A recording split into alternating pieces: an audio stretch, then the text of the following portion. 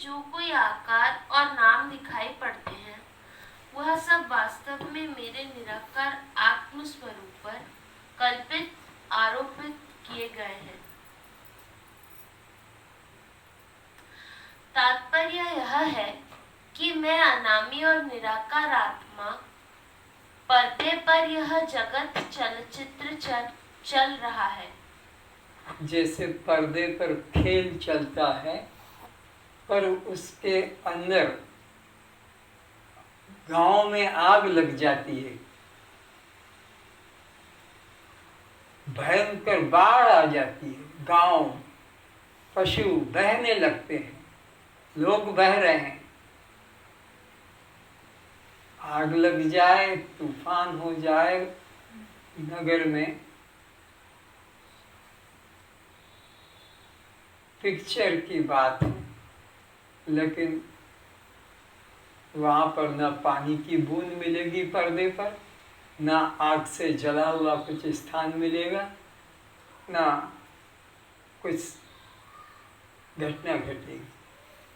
इसी तरह ये सारा संसार मुझ आत्मा रूपी पर्दे पर भासता है पर कुछ होता नहीं। जैसे सिनेमा में कोई भी चित्र पर्दे पर पड़कर पर्दे में घुसता नहीं और वह पर्दा भी उन मिथ्या कल्पित पात्रों क्या चीज? जैसे सिनेमा में कोई भी चित्र पर्दे फाड़कर नहीं है, पर्दा, पर्दा नहीं, पर्दा, पर्दे फाड़कर पर्दे में घुसता नहीं है और वह पर्दा भी उन मिथ्या कल्पित पात्रों, नदी, पर्वत, ग्राम, जंगल, अग्नि, पानी, शस्त्र आदि की किसी भी घटना होने पर राग द्वेष नहीं करता है। ये सबके अनुभव की बात है कि सब कुछ भेद दिखने पर भी वहाँ कुछ भी घटता नहीं है। इसी तरह मुझ आत्मा में कुछ भी घटता नहीं है। मन के पर्दे पर ये सब बातें भास रही।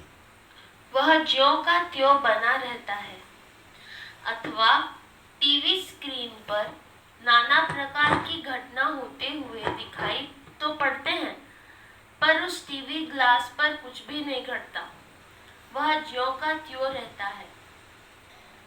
इसी प्रकार मेरे स्वरूप में यह नाम आकार वाला संसार युगों युगों रहे, आज भी समाप्त हो जावे, किंतु मेरे साक्षी स्वरूप में कोई अंतर नहीं पड़ता।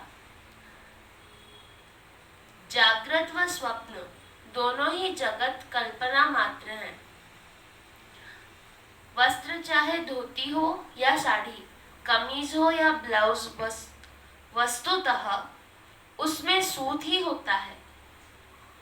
उपादान कारण ही अनेक आकार में प्रतीत होता है पर नाम उपयोगिता से अलग अलग हैं, पर वस्तु तो एक ही है। तो इसी प्रकार यहाँ पर भी नाना प्रकार की जीव सृष्टियाँ हैं, लेकिन मैं चैतन्य अद्वितीय आत्मा के अतिरिक्त यहाँ कुछ भी सत्य नहीं है। मिट्टी से बनाए गए अनेक आकार के बर्तन, खिलौने, पशु, भगवान मिट्टी ही हैं। वे सभी आकार विभिन्न नामों से जाने जाते हैं, परंतु वास्तव में सब एकमात्र मिट्टी ही है।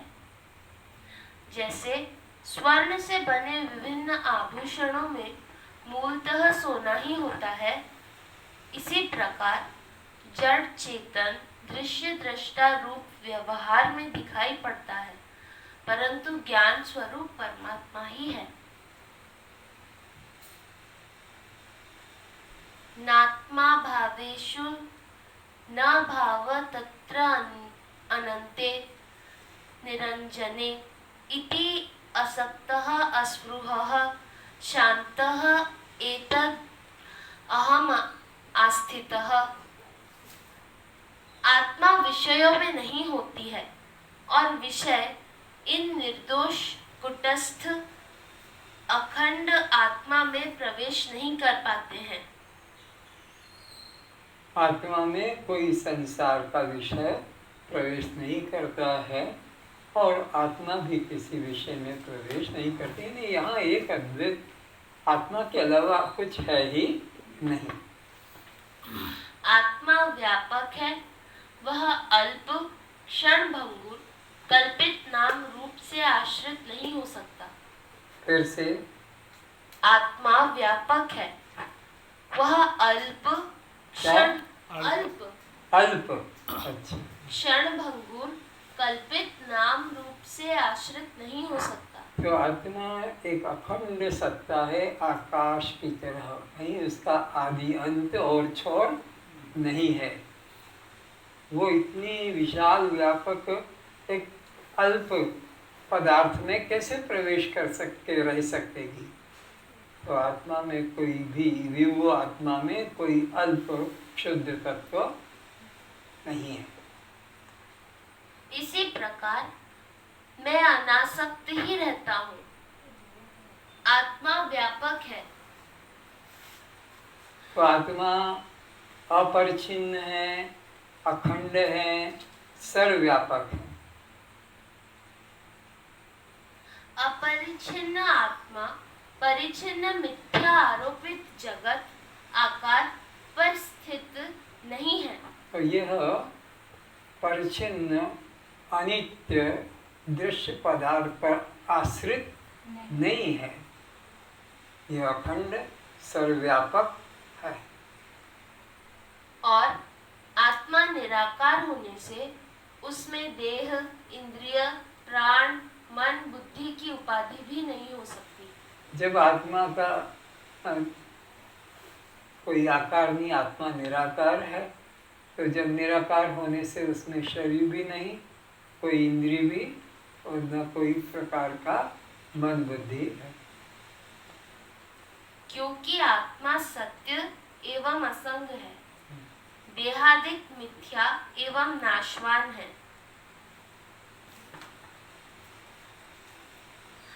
मेरे शुद्ध स्वरूप में, मेरे अनंत स्वरूप में, मेरे निर्विकार निर्दोष स्वरूप में, शुद्ध निरंजन स्वरूप में इस अनित्य, विनाशी, विकारी, सत्ताहीन शरीर के साथ न तो व्यापक व्याप्त संबंध है, न कारण कार्य संबंध है, न आधेय आधार संबंध है। आत्मा सभी संबंधों से रहित है, न वो किसी का आधार है, न आधेय है, न किसी का कारण है, न कार्य है। वो अद्वितीय सत्ता है। अद्वैत अखंड आत्मा में द्वैत के लिए स्थान कहाँ? दूसरे की कल्पना तो तभी करें जब कि भेद हो, पर यहाँ तो भेद नाम की कोई वस्तु नहीं है, एक अद्वैत आत्मा है, इसलिए वहाँ पर किसी प्रकार का भेद नहीं हो सकता। जाति, कुल, नाम के भेद कहाँ? जैसे रस्सी में कल्पित सर्प की जाति, रंग, लंबाई, मोटाई, वजन, जहर आदि किसी प्रकार का विकार संबंध नहीं रहता, इसी प्रकार आत्मा में भ्रांतिमय जगत या शरीर आदि आरोपों का कोई संबंध नहीं हो सकता। जैसे मंद अंधकार में रस्सी में सर्प का भ्रम होता है, तो वहाँ तो फिर भी कुछ लंबाई है रस्सी की, कुछ मोटाई भी है, कुछ टेढ़ापन भी है, लेकिन यहाँ तो एक ब्रह्म के अलावा दूसरी कोई सत्ता ही नहीं, तो यहाँ किसी प्रकार भेद का स्थान नहीं। अनादि अनंत आत्मा का आदि अंत वाले शरीर से कोई संबंध नहीं हो सकता। यहाँ सब आदि अंत वाले पदार्थ से जो प्रतीत होते हैं उनसे आत्मा का कोई संबंध नहीं, क्योंकि आत्मा अनंत अनादि है। अनंत अनादि एक राजा भिखारी से क्या संबंध करेगा? ऐसे ही यहाँ कोई दूसरा अन्य तत्व नहीं। जैसे प्रकाश अंधकार का, अग्नि जल का कभी साथ नहीं हो सकता, ऐसे ही अधिष्ठान पर आरोपित अध्यस्त भ्रांति का कोई संबंध नहीं हो सकता। ये पैर क्यों हिल रहे हैं बार बार? पैरों को मत हिलाओ। हाँ, फिर से। जैसे प्रकाश अंधकार का, अग्नि जल का कभी साथ नहीं हो सकता, क्योंकि विरोधी धर्म है, तो विरोधी धर्म का कभी संबंध नहीं हो सकता। तो यहाँ ये जगत अनित्य है, परमात्मा नित्य है। ये खंडित है, परमात्मा अखंड है। ये परिच्छिन्न है, परमात्मा अपरिच्छिन्न है। यह अनित्य है, परमात्मा नित्य है। तो इस प्रकार दो विरोधी धर्मों का एकीकरण नहीं हो सकता। ऐसे ही अधिष्ठान पर आरोपित अध्यस्त भ्रांति का कोई संबंध नहीं हो सकता, कोई प्रभाव नहीं पड़ सकता, क्योंकि मैं आत्मा निर्दोष, असंग, सबसे परे, अकर्ता अभोक्ता हूँ, इच्छा रहित शांत स्वरूप हूँ। तो मैं आत्मा कैसा हूँ? इच्छा रहित हूँ, शांत हूँ और असंग भी हूँ। किसी से मेरा कोई संपर्क नहीं है, अखंड भी हूँ। इच्छा स्थूल सूक्ष्म शरीर के अंतर्गत होती है। तो इच्छा किस में होती है? सूक्ष्म शरीर में होती है, स्थूल सूक्ष्म। आत्मा न सूक्ष्म है न स्थूल है।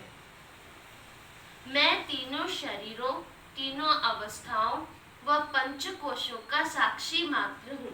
तो अपना स्वरूप सबको क्या समझना चाहिए? इन सब दृष्टांतों से, युक्तियों के द्वारा अष्टावक्र जी जनक जी को क्या समझा रहे हैं कि मैं तीनों शरीर, स्थूल सूक्ष्म कारण, तीनों अवस्था, जागृत स्वप्न सुषुप्ति, तीनों गुण, यह आपका तमोगुण, रजोगुण और सत्वगुण, इसी तरह पंचकोश, अन्नमय, प्राणमय, मनोमय, विज्ञानमय, आनंदमय, और पंचभूत, पृथ्वी, जल, तेज, वायु, आकाश, इन सब से मैं असंग हूँ, सबसे मैं न्यारा हूँ।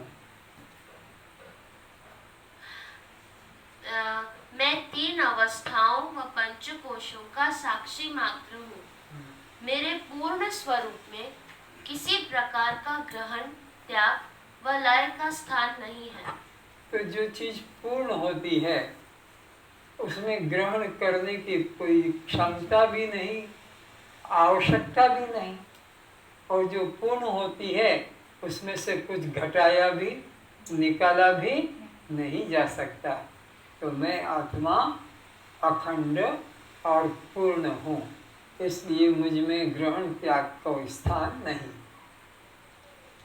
अहो चिन्मात्रमेवहम् इंद्रजालोपमं जगत्, अतो मम कथं कुत्र हेयोपादेय कल्पना। जनक जी कहते हैं, हे गुरुदेव, मैं चैतन्य स्वरूप हूँ और संपूर्ण जगत इंद्रजाल के समान मिथ्या होकर भी मेरे सत्ता पाकर सत्य एवं सुख स्वरूप प्रतीत होता है। ये जो दिखाई पड़ता है, जादूगर में जादूगर क्या करता है? रुपयों का ढेर लगा देता है, किसी की जीभ काट कर दिखा देता है अपने से, वो जो जंबूरा है उसका, लेकिन वो कुछ होता नहीं है। तो ये सारी सृष्टि एक इंद्रजाल की तरह है, सत्ताहीन। क्योंकि जगत की मुझसे पृथक कोई सत्ता नहीं है। तो मेरी शक्ति पाकर यह अनित्य जगत इंद्रजाल के जादू की तरह प्रतीत हो रहा है। इसीलिए मुझे किसी भी प्रकार के पदार्थ ग्रहण करने की लोभ वृत्ति क्यों होने लगेगी?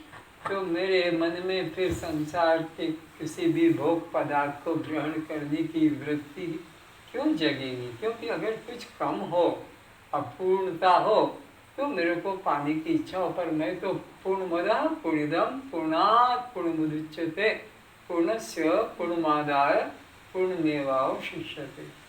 मेरी तो ऐसी स्थिति है जैसे कि शून्य में शून्य जोड़ दिया जाए गणित के सवाल में, तो आंसर शून्य आएगा। शून्य में शून्य का गुणा कर दिया जाए तो भी आंसर शून्य आएगा। शून्य में से शून्य को घटा दिया जाए तो भी आंसर शून्य आएगा। तो मुझ पूर्ण में किसी प्रकार का यहाँ पर कमी नहीं, न ग्रहण करने की इच्छा है, न कुछ त्यागने की इच्छा है। मैं एक अद्वितीय चैतन्य आत्मा ही सत्य हूँ।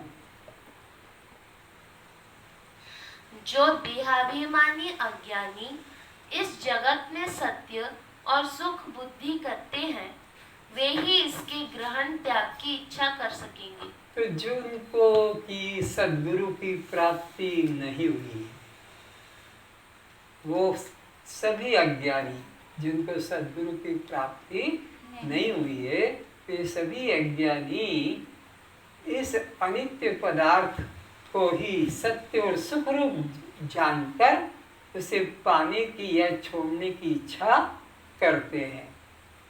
कौन? जिनको सद्गुरु की प्राप्ति नहीं हुई, वे अज्ञानी लोग ही ग्रहण और त्याग करने की इच्छा करते हैं, इसमें सुख बुद्धि मानकर। पर जो ज्ञानी है, सद्गुरु को प्राप्त हो गए, उनको इन संसार के भोगों में सुख बुद्धि नहीं होती, इसलिए उनका मन ग्रहण त्याग में आग्रह नहीं करता। जनक जी बता रहे हैं कि हे गुरुदेव, अज्ञान काल में जब तक इस जगत में मेरी सत्य एवं सुख बुद्धि थी, तभी तक मैं इसमें अच्छा बुरा हेयोपादेय भाव रखता था। फिर से सुने, जनक जी अपने गुरुदेव को अपने मन की पहले की स्थिति बता रहे हैं। आप के मिलने के पहले, हे गुरुदेव, आप जब मुझे नहीं मिले थे तब मेरी मनोदशा कैसी थी, कैसा मैं विचार करता था, कैसा मेरा जीवन था? फिर से बोलो। अज्ञान काल में, उस काल को अज्ञान काल, जब तक सद्गुरु नहीं मिलता है, कितने भी तुम पंडित हो, क्योंकि तुम्हारे मन में द्वैत बुद्धि बनी ही रहेगी, और जब तक द्वैत बुद्धि है अज्ञान काल ही है। तो अज्ञान काल में जब तक इस जगत में मेरी सत्ता एवं सुख बुद्धि थी, तब तक मैं इसमें अच्छा बुरा हेयोपादेय भाव रखता था। अच्छा और बुरा प्राप्त करने योग्य और छोड़ने योग्य, ऐसा मैं भाव रखता था जब तक मुझे ज्ञान की प्राप्ति नहीं और इस जगत को ही मैं सत्य मान रहा था, तब ऐसा हो रहा था। पर अब ऐसा नहीं, न मेरी सत्य बुद्धि है, न इसमें सुख बुद्धि है, न ग्रहण करने की इच्छा, न त्याग करने, क्योंकि दूसरा है ही नहीं, तो किसका ग्रहण करूं, किसका त्याग करूं? अनुकूल को ग्रहण कर प्रतिकूल को त्याग करने की इच्छा करता था। कौन? कब? जब तक सद्गुरु नहीं मिला था, ज्ञान नहीं हुआ था, तब इसको अनुकूल समझ कर कि ये तो मेरे काम का है, इसको तो लेना चाहिए, ये मेरे काम का नहीं, इसको तो हटा देना चाहिए। तो अनुकूल को ग्रहण करता था, प्रतिकूल का त्याग करता था, इसी में लगा रहता था, ग्रहण त्याग में। पर अब मेरे मन में ऐसा द्वैत भाव नहीं रहा। अब आपकी कृपा से मैंने अपने को अखंड आत्म स्वरूप से पहचान लिया है। बस, तो मैंने आपकी कृपा से अपने अखंड स्वरूप को पहचान लिया कि मेरे अलावा कोई भी वस्तु नहीं। मैं सब देश में, सब काल में, सब रूपों में एकमात्र मैं अखंड आत्मा हूँ। मेरे अतिरिक्त अन्य कुछ भी नहीं। बस इतना। एक भजन बोलो।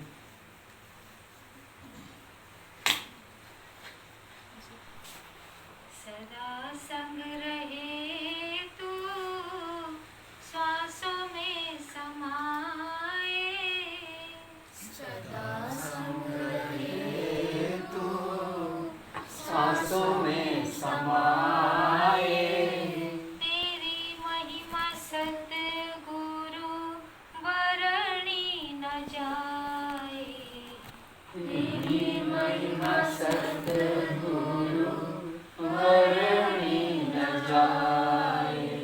सदा संग रहे तू श्वासों में समाए, सदा संग रहे तो सांसों में समाए, तेरी महिमा सतगुरु वर्णी न जाए, तेरी महिमा सतगुरु वर्णी न जाए। अहं को छुड़ा कर खाली हमें कर दिया, हमको छुड़ा कर खाली हमें कर दिया। सद्गुरु, सद्गुरु तुम्हें अनित्य पदार्थों को देने का कभी भी झूठा विश्वास नहीं दिलाता। जितने विश्वास दिलाने वाले महात्मा बैठे हैं कि आओ मेरे पास, मैं तुम्हारी सब इच्छाओं को पूरी कर दूंगा, मैं तुम्हें ये दिला दूंगा, ये सब झूठे आश्वासन हैं। कोई किसी को कुछ भी नहीं दिला सकता। अपने किए कर्म का ही सबको फल भोगना पड़ता है, भोगा जाता है। गुरु का तो एक ही काम है, तुम्हारे अहंकार को चूर चूर कर देना, तुम्हारे अहंकार को छीन कर मिट्टी में मिला देना। तो ही जानना कि सच्चा सद्गुरु मिला है। और जो मीठी मीठी बातें करता है, तुम्हें फुलाता है, तुम बड़े अच्छे हो, तुम दानी हो, तुम ज्ञानी हो, तुम दयालु हो, तुम बड़े न्यायी हो इत्यादि, तो सोच लेना कि ये मेरे लिए हानि का कारण बनेगा, ये मेरे पतन का कारण है। कोई गुरु तुम्हारी प्रशंसा कर रहा है तो सोचना कि जरूर कोई न कोई धोखा मेरे साथ घटने वाला है। सच्चा सद्गुरु तो तुम्हें जगा जगा कर थपेड़े मार मार कर और अहंकार से मुक्त करेगा। तुम्हें चोट लगेगी जरूर उसके एक एक वचन को सुनकर कि सबके बीच में डांट दिया, हमको ऐसा कह दिया, वैसा कह दिया। और महात्मा तो बड़े तारीफ करते हैं, और महात्मा के पास जाते हैं तो सम्मान से बिठाते हैं, नाश्ता भी मंगा के दे देते हैं, और ये डांट पीट के भगाता है। तो ये अच्छा संत नहीं है। लेकिन सच्चे संत क्या करेंगे? आपके अहंकार को चूर कर देंगे। यही गुरु का काम है, अहंकार को बढ़ावा देना कि घटाना? बोलो। घटाना। और तुम्हारी प्रशंसा किसमें होती है? मन से। तो मेरी तारीफ कर दे, सबके बीच में मेरी महिमा गा दे, सबके बीच में मेरे को ऊंचा कह दे। इसके लिए तुम फिर न्योछावर हो जाते हो, थैलिया की थैलिया उनके चरणों में रख देते हो, क्योंकि तुम्हारे अहंकार को पंपिंग कर दिया और भर दिया हवा, तो तुम उसके लिए पूरा और अधिक त्याग करने को लग जाते हो। पर सच्चा सद्गुरु कभी भी तुम्हारे अहंकार को बढ़ाएगा नहीं, अहंकार को मिटा देगा, अहम को और शुद्ध कर देगा, निर्बोझ कर देगा। अहंकारी आदमी को कभी भी तुम निर्बोझ मत समझना, बहुत उसके ऊपर बुद्धि पे बोझा है, हर समय अकड़ा हर समय टेंशन में, क्योंकि अहंकार है ना, इसलिए वो आदमी को कभी भी शांत नहीं पाओगे, प्रसन्नता नहीं है, क्योंकि अहंकार को बचाए रखने के लिए सब झूठा झूठा अभिनय करना पड़ता है। अहं को छुड़ा कर खाली हमें कर दिया, अहं को छुड़ा कर खाली हमें कर दिया। तो अपने आप की भी परीक्षा कर लेना कि सचमुच में मेरे अंदर कुछ कमी आई है कि नहीं आई है। ये सत्संग करते करते आज मुझे 20 साल, 30 साल, 40 साल, 50 साल हो गए, तो मेरा कितना काम कम हुआ, कितना क्रोध कम हुआ, कितना मेरा लोभ कम हुआ, कितना मेरा अहंकार अपने से पहचानो तो देखोगे कि अरे बढ़ गया और बढ़ गया, क्योंकि ऊंचा ज्ञान पाकर और ऊंचा अहंकार आ गया। तो मेरे जैसा कोई ज्ञानी नहीं, मेरे जैसा कोई पंडित नहीं, मेरे जैसा कोई सम्मानीय व्यक्ति नहीं। तो ये देखना है, तुमको परीक्षा करना है कि गुरु मिला है सच्चा तो अहंकार गिरेगा, गिराएगा। और अगर तुम्हारा अहंकार गिरा नहीं है तो फिर सोचो कि अभी सच्चा सद्गुरु ही नहीं मिला। गुरु में ही तो त्रुटि है, तुम्हारे में त्रुटि हो ना हो, गुरु में तो जरूर पहले दिख जाती है। तो अहंकार गिर जाना ही लक्षण है। हमने सच्चा गुरु पाया है, सच्चा सत्संग पाया है, और किसी से प्रमाण पत्र लेने की जरूरत नहीं।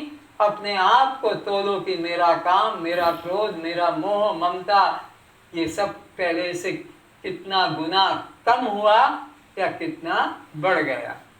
आत्म की निष्ठा से अब मुझको भर दिया, आत्म की निष्ठा से अब मुझको भर दिया। तो ये प्रमाण पत्र तुम्हारा तुमसे ही मिल जाएगा कि तुम्हारा आत्म भाव कितना बढ़ गया।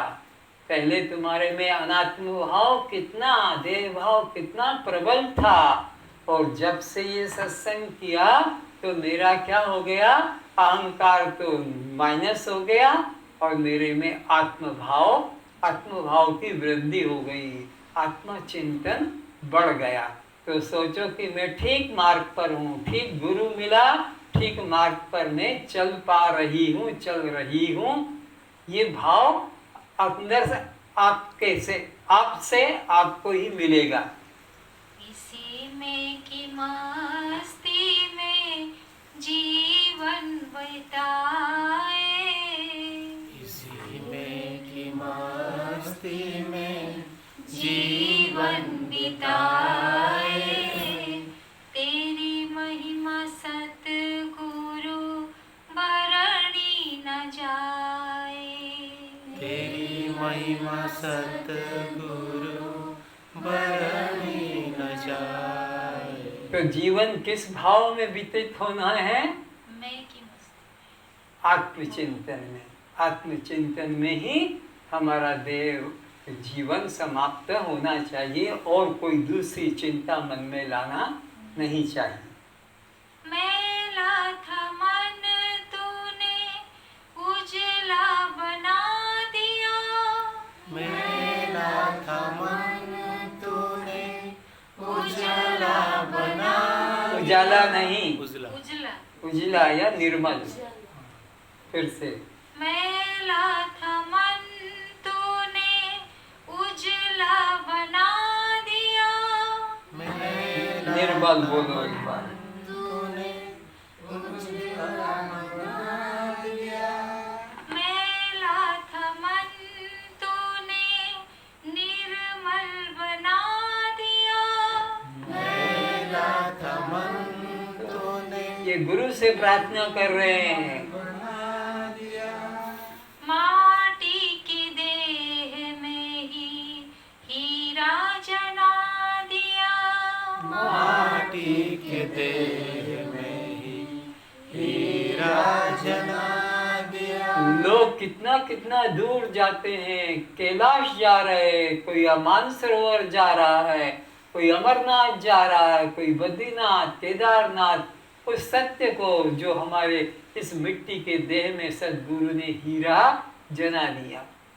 तेरी रहमतों के हरदम रहते हैं साए, तेरी रहमतों के हरदम रहते हैं साए, तेरी महिमा सतगुरु बरनी न जाए, तेरी महिमा सतगुरु बरनी न जाए, सदा संग रहे तू, सदा संग रहे तू, सांसों में समाए, सांसों में समाए, तेरी महिमा सतगुरु, तेरी महिमा सतगुरु बरनी न जाए, बरनी न जाए। अंधेरा था जन्मों का, अंधेरा था जन्मों का, पल में मिटा दिया, पल में मिटा दिया, हृदय में ज्ञान का, हृदय में ज्ञान का, दीपक जला दिया, दीपक जला दिया, तुमसे ज्योति पाकर, तुमसे ज्योति पाकर हम ही जगमगाए, हम भी जगमगाए, तेरी महिमा सतगुरु, तेरी महिमा सतगुरु बरनी न जाए, बरनी न जाए। दर कई देखे कोई, दर कोई देखे कोई नहीं कई, अनेक दर पे भटके हम। दर कई देखे कोई, दर कोई देखे कोई, चैन न आया, चैन न आया, किसी ने भी प्रभु को ना, किसी ने भी प्रभु को ना पास बताया, पास बताया, निज घर में दिया तूने, निज घर में दिया तूने, अनुभव कराए, अनुभव कराए, तेरी महिमा सतगुरु, तेरी महिमा सतगुरु बरनी न जाए, बरनी न जाए। अपने में जाना तो, अपने में जाना तो, जग में है माना, जग में ही माना, कोई भी मुझे अब ना, कोई भी मुझे अब ना लगता बेगाना, लगता बेगाना, आत्म रूप में तू, आत्म रूप में तू सब में समाए, सब में समाए, तेरी महिमा सतगुरु, तेरी महिमा सतगुरु बरनी न जाए, बरनी न जाए। सब में रहो फिर भी, सब में रहो फिर भी, सबसे हो न्यारे, सबसे हो न्यारे, सभी भक्तों को तुम, सभी भक्तों को तुम लगते हो प्यारे, लगते हो प्यारे, तेरी लीला जान अब, तेरी लीला जान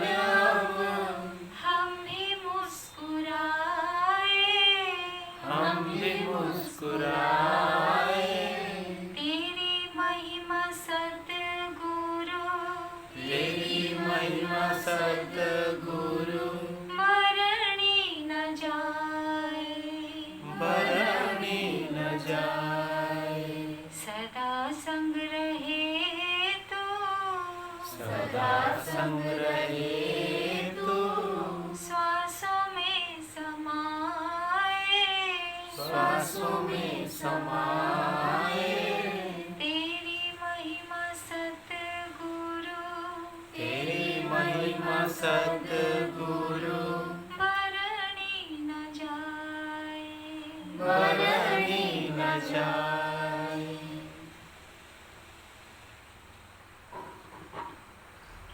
सर्वे भवन्तु सुखिनः, सर्वे भवन्तु सुखिनः, सर्वे सन्तु निरामयाः, सर्वे सन्तु निरामयाः, सर्वे भद्राणि पश्यन्तु, सर्वे भद्राणि पश्यन्तु, मा कश्चित् दुःखभाग् भवेत्, मा कश्चित् दुर्भाग् भवेत्। सर्वेषां स्वस्तिर्भवतु, सर्वेषां स्वस्तिर्भवतु, सर्वेषां मङ्गलं भवतु, सर्वेषां मङ्गलं भवतु, सर्वेषाम् आनन्दः भवतु। सर्वेषाम् आनन्दः भवतु। आज